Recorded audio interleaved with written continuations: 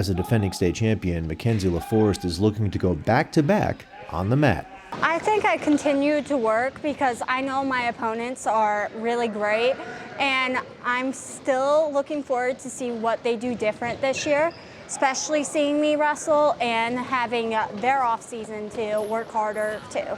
She's even more driven this year.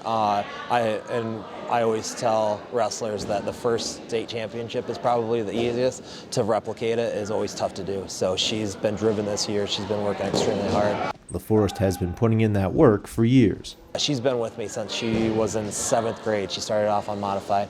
She went through the whole boys process, having to wrestle boys, and she was successful. She has some match wins against for me on the varsity wrestling team before we even had girls wrestling. For me, modified was my best years against the guys because I won back-to-back for 7th grade, and then 8th grade I got a little better, and so did the guys. So, as a state champion during the first year of the Waverly girls wrestling program, Laforest is embracing her position as a role model. I met this little girl. She was like, "You seem like you know wrestling. Can you show me the ropes?" I was like, "Yeah, sure." So I warmed up with her. I taught her a few new moves. It was her first year. I was like, "I believe you can do it if you worked hard and if you continue to wrestle." And right now I'm still in contact with that little girl and her mom.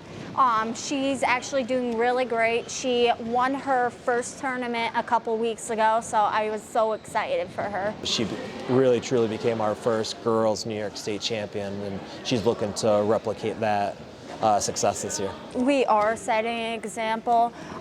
There's some girls on the modified team and some that are still wrestling guys in the youth team, which I'm excited for them to continue wrestling, and I feel like the more years you get in, the easier it's going to be for college.